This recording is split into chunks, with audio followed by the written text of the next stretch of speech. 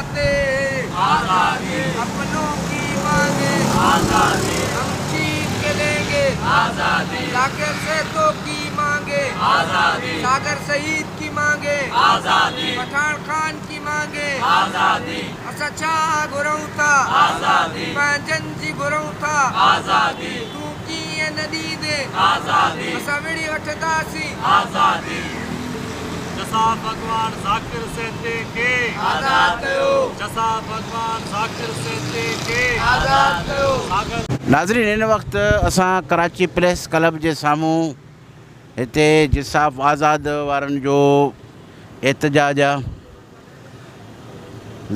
ज़ाकिर सहतो ऐं ॿिया जेकी सिंधी मिसिंग पर्सन आहिनि उन्हनि लाइ एहतजाज आहे। साथी हिते वेठा आहिनि, अचो त साईं का थोरो वधीक इन्हनि जो तफ़सील वठूं।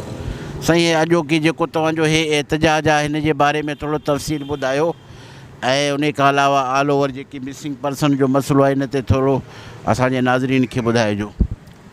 मिसिंग पर्सन जो जेको मामिलो आहे असीं चऊं था त जेके मिसिंग कया विया आहिनि माण्हू, जेकॾहिं उन्हनि जो को जुर्म आहे या हू उन्हनि दहशतगर्दी कई आहे या हू गद्दार आहिनि, उन्हनि खे अदालतनि में आणे उन्हनि खे सज़ा ॾियो। असां उन जा केसनि खे फॉलो कंदासूं। अहिड़े तरीक़े सां जेको आहे असांजे कारकुननि खे 4-4 साल गुम कयो थो वञे, 6-6 साल गुम कयो थो वञे। 23 महीना थी विया आहिनि पठान खान ज़ोराणी खे। इन खां अलावा सोबत खोसे खे 6-7 साल थी विया आहिनि। सोहेल रज़ा भट्टी खे 5-6 साल थी विया आहिनि। उन्हनि जो को बि पतो कोन्हे। दुनिया जे कानून मुताबिक़ कम से कम असीं चऊं था त असांजे माण्हुनि खे तव्हां अदालत में पेश कयो, असांखे ख़बर पए त असांजे माण्हुनि जो गुनाह कहिड़ो आहे। असीं इन जे लाइ मुसलसल एहतजाज कयूं पिया। जिसाफ़ आज़ाद जे तरफ़ां एहतजाजी कैंप लॻाई वई आहे। उन में असां GSM क़ौमी पार्टी तरफ़ां शिरकत कई आहे। असीं चऊं था त असांजा जेके माण्हू जेकॾहिं ॾोही आहिनि उन्हनि खे अदालतनि में पेश कयो। अहिड़े अमल सां जेको आहे बग़ावतूं पैदा थींदियूं, उन अमल सां का सुठी मोट कोन मिलंदी। मुंहिंजो ख़्यालु आहे त गुम थियल क़ौमी कारकुन खे जल्द खां जल्द आज़ादु कयो वञे। महिरबानी। पुछूं आख़िर पुछूं कंहिंखां असांजो ॾोह कहिड़ो आहे। मुंहिंजो भाउ सागर शहीद गाॾी 5 अगस्त मलीर मां खंबे गुम कयो वियो, जंहिंखे अॼु 2 महीना 11 ॾींहं गुज़री चुका आहिनि, जंहिंजो को पतो न आहे पइजी सघो। असांजी सिर्फ़ु इहा ई अपील आहे त असांजा प्यारा हिननि जे 9 ऐं 10 जे आइन मुताबिक़ कोर्टनि में आंदा वञनि ऐं मिसिंग पर्सन राति जो असांजे घर में चादर ऐं चौधवारी जो तक़दुस पाइमाल करे असांजे प्यारनि खे खंभण बंदि कनि। इहो सिलसिलो कई सालनि खां जारी आहे। मुंहिंजे भाउ सां गॾु केतिरा ई मिसिंग पर्सन्स पठान खान ज़ोराणी, मुर्तज़ा जोणेजो, ज़ाकिर सेतो ऐं इन खां वधीक अलाए केतिरा ई क़ौमी कारकुन आहिनि 5-6 सालनि खां गुम आहिनि। इन्हनि खे कोर्टनि में पेश कयो वञे ऐं इन्हनि जी फैमिलीज़ खे केस विढ़ण जो हक़ु ॾिनो वञे। जीअं त मां इरफान ज़ोराणी पठान खान ज़ोराणी जो फर्ज़ंद ऐं जेको ही कैंप लॻाई वई आहे 100 कलाकनि जी बुख हड़ताल भाउ ज़ाकिर सहतो ऐं ॿियनि खंबे गुम कयल क़ौमी कारकुननि जी आज़ादी लाइ अॼु हिते असां इहो ई मुतालबो खणी पहुता आहियूं त असांजा जेके बि क़ौमी कारकुन आहिनि उन्हनि खे जल्द खां जल्द आज़ादु कयो वञे। अगरि उन्हनि खे आज़ादु न कयो वियो असांजा एहतजाजी दायरा जेके आहिनि उहे अञा वधीक कया वेंदा। न सिर्फ़ु कराची में बल्कि पूरी सिंध में असां एहतजाज कंदासीं। असां बुख हड़ताली कैंपूं हणंदासीं। असांजा प्यारा त असां इहो था चऊं त अगरि तव्हांजा इहे ठाहियल आइन आहिनि, अगरि असांजे प्यारनि जो को बि ॾोह आहे तव्हां पंहिंजे आइन जे मुताबिक़ उन्हनि खे अदालतनि में पेश कयो। बाक़ी इहो किथां जो कानून आहे जो तव्हां असांजे राति जो घरनि में अची 8-8 गाॾियूं काए ऐं जेको आहे 15-15, 20-20 माण्हू अची ऐं असांजे हिकिड़े माण्हू खे खंभण था अचो। इहो कहिड़े मुल्क जो कानून आहे? असांजो मुतालबो था कयूं त असांजा जेके बि प्यारा खंबे गुम कया विया आहिनि उन्हनि खे जल्द खां जल्द बाज़ियाब कयो वञे ऐं उन्हनि खे या त कोर्ट में आंदो वञे। महिरबानी। जीअं सिंधु देश GSM GM सेहत असांजी जेका कैंप आहे अरबा वारे ॾींहुं 11 बजे खां वठी शुरू आहे ऐं अॼु चोथों ॾींहुं आहे कैंप खे लॻल। 100 कलाकनि जी बुख हड़ताल। ज़ाकिर सहतो जेको असांजो दोस्त आहे कोरंगी 2.5 नंबर जे एरिया मां खंबे गुम कयो वियो आहे उनजे घर मां। सो असांजो मुतालबो इहो ई आहे जेकॾहिं तव्हां माण्हुनि खे खंभो था, जेकॾहिं उन्हनि खे गुम था करे छॾियो त आख़िर उन जो ॾोह कहिड़ो आहे? आख़िर उन्हनि जो गुनाह कहिड़ो आहे? तव्हां छो था इहो माण्हुनि खे खणी उन्हनि खे गुम था करे छॾियो? तव्हांजा पंहिंजा अदालत ठहियलु आहिनि, तव्हांजूं हर शयूं पंहिंजूं आहिनि। तव्हां पुरअमन शागिर्द ऐं पुरअमन सियासी कारकुननि खे ईअं गुम करे था छॾियो। इहा तव्हांजे पंहिंजे आइन जी भञ कड़ी आहे। मतिलबु तव्हां पंहिंजे आइन जे अपोज़िट था वञो, उन जे ख़िलाफ़ु था वञो। ऐं पाकिस्तान में सॼो सिस्टम इहो आहे त अॼु खां इहो सिस्टम न आहे शुरू, पर हज़ारनि जे तइदाद में असांजा जेके सिंधी भाइर आहिनि उहे गुम कया विया आहिनि। असांजो इरादो इहो आहे, असांजे इहो ई था चाहियूं त जेकॾहिं असांजे दोस्तनि जो या असांजे पुरमन शागिर्दनि जो कॾहिं को ॾोह आहे त तव्हां उन्हनि खे कोर्टनि में पेश कयो। जेकॾहिं उन्हनि ते का ग़लती आहे तव्हां उन्हनि खे कोर्ट में वठी अचो। ईअं हरभरू कंहिंजे घर ते चढ़ाई करे ऐं दोस्तनि खे गुम करणु इहे असांजे पंहिंजे जेको तव्हां पंहिंजो जेको आइन ठाहियो आहे इहो तव्हांजे आइन जे ख़िलाफ़ु ई आहे। असांजो हिकु ई मुतालबो आहे त जेके बि सिंध में खंबे गुम कयल क़ौमी कारकुन आहिनि उन्हनि खे आज़ादु कयो, उन्हनि खे आज़ादु कयो। हाँ, मैं मोहम्मद फैसल, मैं मोहम्मद इस्लाम, मेरा बेटा मोहम्मद फैसल आ रही, जो तकरीबन 9/1/2012 से घर से सदर के लिए निकला, जो आज तक लापता है। हमने जगह जगह अपीलें भी की हैं, एहतजाज भी की है, हाई कोर्ट में भी पटिशन दाखिल किया। 9.5 साल के बाद बस एक छोटा सा मौक़ा दे दिया जी, आपने आईजी से मुलाकात नहीं की और आपने कॉन्फ्रेंस की, ये मौक़ा दे के उन्होंने केस ख़त्म कर दिया। कमीशन में भी जी तकरीबन 2 साल चला, वहाँ से भी ये जज कह रहा कि हम लोग कानून के दायरे के अंदर जो काम कर लिया आगे हम नहीं कर सकते, क्योंकि हमारे पीछे भी मतलब कि ज़ोर है, हम लोग ये हम नहीं कर सकते हैं, ये काम ख़त्म कर दिया। उसके बाद हमने सुप्रीम कोर्ट में अपील किया, तकरीबन वहाँ भी 9 महीने हो गए, वहाँ भी जाते हैं, बोला ये पेंडिंग में है। बस जब भी जाते पेंडिंग में, तो बस क्या वजह किया जी पेंडिंग में, जब तुम्हारा केस आएगा, नंबर आएगा, आपको बता देंगे। हम एहतजाज भी किया, इनाम सिंध सभा के साथ भी लॉन्ग मार्च किया। हम बाड़ों तक गए, बाड़ों से हमको आगे इस्लामाबाद जाने के लिए नहीं दिया गया, ये कोरोना है।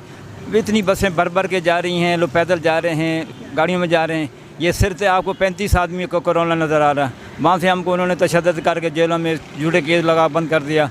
उसके बाद हम लोगों फिर वहाँ से अबाड़ों की आवाम ने ज़ोर लगा कर हम लोगों को जेलों से रहा किया। हम लोग वहाँ से आके फिर हैदराबाद में आके एहतजाज करते हैं। उसे जगह जगह मीरपास ख़ास में, टंडू मोहम्मद खान में, दूसरी जगह से जैकमाबाद, लाड़काना, सखर सब एहतजाज करते आ रहे हैं, लेकिन हमारा कोई सुनने वाला नहीं है। मोहम्मद फैसल आ रहे हैं जो है 10.5 साल से भी ऊपर हो चुका है, कोई नहीं बता रहा क्या है, बस इतना बता दे खैरियत से। अब तो घरों में आके बोलते हैं हाँ जी ठीक है, ये ईद तुम्हारे साथ करेगा, लेकिन क्या ये झूठे वादे करके उसके बाद अपने मोबाइल बंद कर देते हैं। फिर बोलते हैं जी हम लोग मजबूर है, हम नहीं कर सकते। भी क्या मजबूरी है? कहते भाई हम लोगों को बस पीछे जोर है, ये हमने अपना एक मिशन था, मिशन पूरा किया। बस मिशन किस चीज़ का मिशन किया है? गरीबों के बच्चों का मिशन है, अपने बच्चों को लाओ, उसको पूरा करो। फिर बोलते नहीं जो बस बड़ा आदमी था उसका, बड़े आदमी हमारे बच्चे रहे बड़े आदमी के लिए, अपने बच्चों को तो पकड़ के उनको करो, हमारे गरीबों के लिए ये भी नहीं बताते हैं। हाँ इसका क्या कसूर है, कोर्ट है, हाई कोर्ट है, सुप्रीम कोर्ट है, वहाँ पेश करो। अगर इनका कोई कसूर है तो हम तैयार हैं। इस तरह 10-10 महीने, जब 10-10 साल, 11-11 साल आप रखते हैं, बताते भी नहीं। माँ बाप तरफ है रोडों के ऊपर लांग भर के। हमारी ईद भी जो है वो भी रोडों पे है, खुशियाँ जो भी यौम आज़ादी है 14 अगस्त से, हम देखो हम तरफ से हम लोग रोड के ऊपर बैठे हुए एहतजाज कर रहे हैं। ले हमारा कोई भी सुनने के लिए, ना वज़ीर अहमद सुन रहा, ना कायम अली शाह सुन रहा, ना वाजवा साहब सुन रहे हैं, ना इमरान खान को भी हमने 4 दरख्वास्तें दे चुके हैं, लेकिन एक दरख्वास्त जो दिया उसके बाद एक आदमी उनका आया, बस मैं MI का आदमी हूँ। MI का आदमी है, क्या है, क्या कहना चाहते हो? कहता कि हम आपके से तफसील मांगे। तफसील हम दे चुके हैं, इस्लामाबाद हमारे कमीशन में भी चली, सब जगह चल रहा है। हम आप वहाँ से उनको रजू करो। नहीं, हम आपसे पूछना चाहते हैं। हमारे से वो मौक़िफ़ लेके चला गया, उसके बाद आज तक उसका पता नहीं कहाँ है कहाँ नहीं। उसके बाद हम लोग जब लॉन्ग मार्च करते हैं, कोई ना कोई बहाना बनाते। हमारे घर वालों को इन्होंने 2-3 दफ़ा इन्होंने तशद्दुद किया। ये अपने जैन मार्की के पास भी 2 आदमी उन्होंने पकड़ने की कोशिश किया, लेकिन वहाँ से अल्लाह का कर हम लोग खैर करिए। उसके बाद ये आदमी हकूक़ का दिन था 30 दिसंबर को, ये गोरा कब्रस्तान के पास जिससे रोड कराते 15-20 मिनट रहते थे एहतजाज के अंदर। हमारे घर वालों को और हमारी बहू थी, उनको गाड़ी वाले ने मारा और मार के चले गए। उसके बाद फिर जो आते हैं, हाँ जी हम क्या चाहते हैं आप लोग, ये क्या चाहते हैं? गाड़ी वालों को तो आपने छोड़ दिया, गाड़ी वालों को भगा दिया, उसके बाद क्या चाहते हैं? बस नहीं क्यों केस करना, भाई केस किसके ऊपर करें हम लोग? गाड़ी तो आपने भगा दिया। इस तरीके से हमारे साथ ये कर रहे हो, आप लॉन्ग मार्च नहीं करो, ये आदमी सही नहीं है, आप अपना एहतजाज भी। हमारा एहतजाज अकेला कौन सुनता है? जब इतने आदमियों को कोई नहीं सुन रहा, हमारे अकेले का कौन सुनेगा? मैं फिर भी बार बार आपसे ये अपील कर रहा हूँ कि बराबर मेरे जितने भी मिसिंग पर्सन है सबको रहा करो। अगर उनके ऊपर कुछ केस है, हाई कोर्ट है, सुप्रीम कोर्ट है, वहाँ पेश करो उनको, जो भी उनके कसूर है हम मानने के लिए तैयार है। इस तरह के 10-10 साल 5-5 साल रखते हुए ये हमको मंजूर नहीं है।